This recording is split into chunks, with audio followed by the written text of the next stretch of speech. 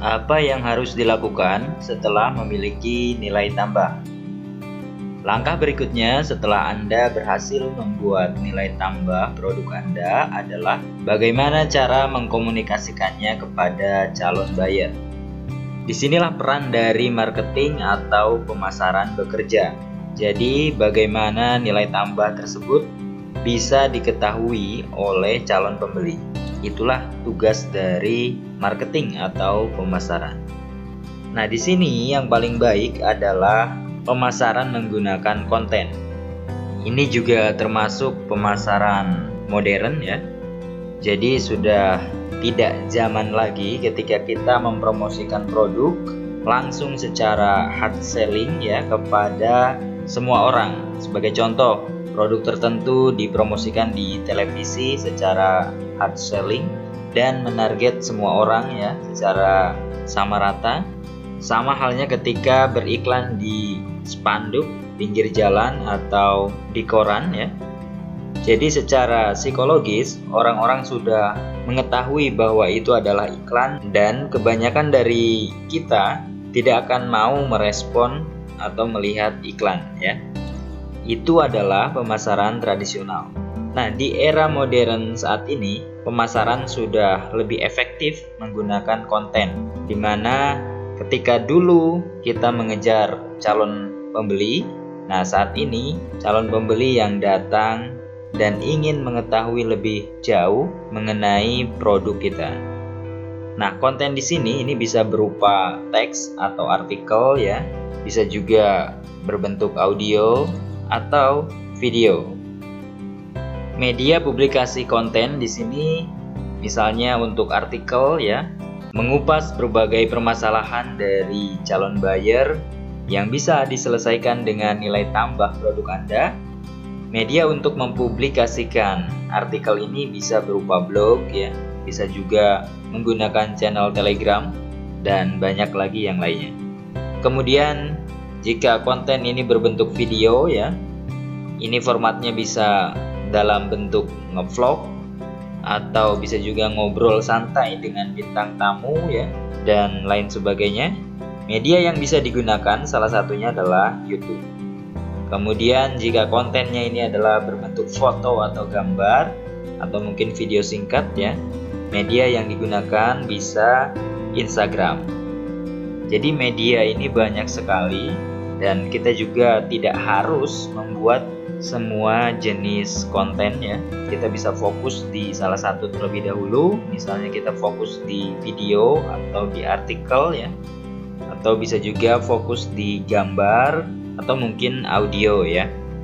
Nah, di sini tentu bukan sembarang konten yang kita publish, melainkan konten yang sudah dikonsep secara matang, di mana konten-konten ini kita buat secara tepat target.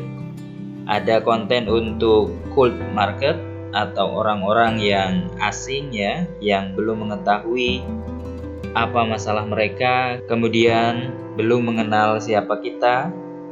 Nah, konten-konten tersebut harus mampu mengedukasi dan mengenalkan diri kita. Kemudian kita juga bisa buat konten yang untuk pelengkap ya, misalnya untuk meyakinkan atau mendukung konten-konten lainnya. Nah, ini bisa kita buat ya, kita konsep dengan sangat matang. Jadi semakin bagus kita mengemas informasi terkait produk kita dalam sebuah konten yang informatif dan menarik, maka hasilnya juga akan lebih baik. Jadi di sini kita orientasinya bukan kepada kuantitas atau jumlah konten yang mampu kita buat, melainkan kualitasnya ya. Kemudian langkah selanjutnya setelah membuat dan mempublish konten di media yang kita pilih, berikutnya adalah mempromosikan konten tersebut.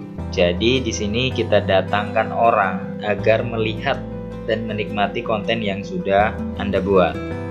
Kemudian di sini kenapa harus melewati konten? Kenapa kita tidak langsung berpromosi atau menawarkan produk?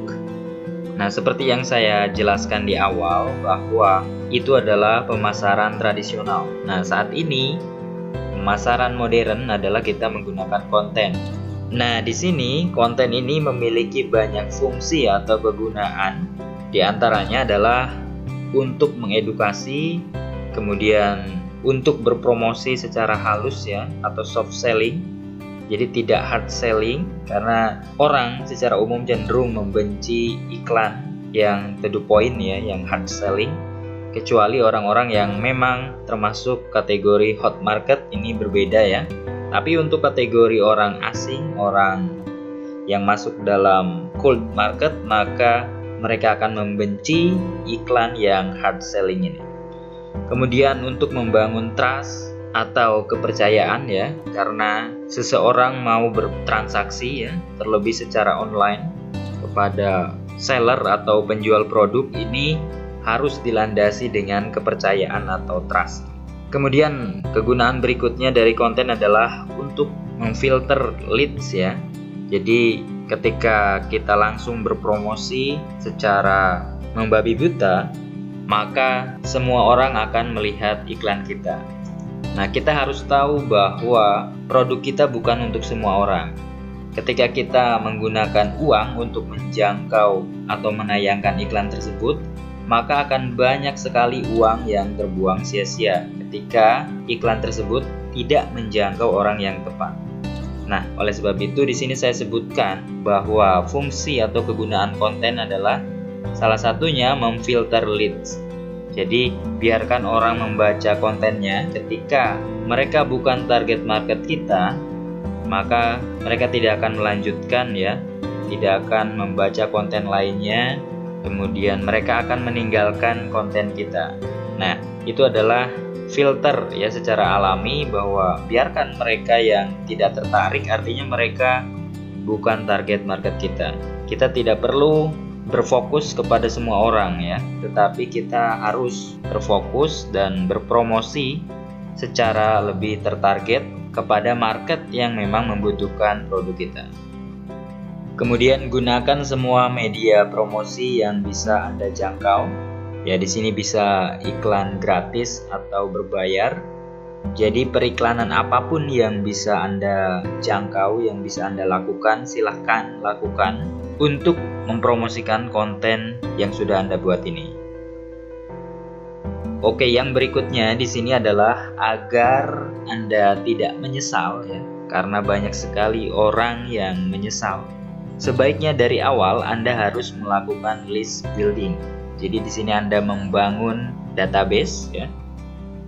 Orang yang sudah membaca konten Anda, sebaiknya ini diarahkan ke sebuah offer atau penawaran gratis ya, untuk mendapatkan konten berikutnya yang kualitasnya lebih bagus ya, lebih premium. Nah, ini secara gratis, tetapi mereka harus memasukkan data, misalnya ini alamat email. Jadi bisa juga Facebook mereka ya. Jadi kita meletakkan konten premium ini dalam grup, jadi mereka harus join atau masuk ke dalam grup, itu juga bisa. Kemudian atau diletakkan di dalam channel Telegram, bisa juga ya, atau mungkin di grup WhatsApp. Jadi kita mendapatkan nomor WA mereka, ini juga bisa. Tetapi umumnya dalam internet marketing adalah mengumpulkan alamat email ya, karena ini memang yang terbaik menurut saya. Kemudian di sini dengan memiliki database tertarget ya, maka akan sangat mudah melakukan follow up dan mempromosikan lebih dari satu produk di waktu yang akan datang. Nah, di sini kita berpikir langsung untuk jangka panjang. Jadi Anda tidak harus menyesal ya ketika Anda mampu menghasilkan banyak penjualan, tetapi penjualan itu didapatkan dari iklan ya, dengan biaya yang mahal. Kemudian Anda tidak mengelola data tersebut, maka akan banyak sekali uang yang terbuang. Nah, ketika Anda melakukan list building, maka akan sangat efisien dalam segi biaya dan daya ledak nantinya ya.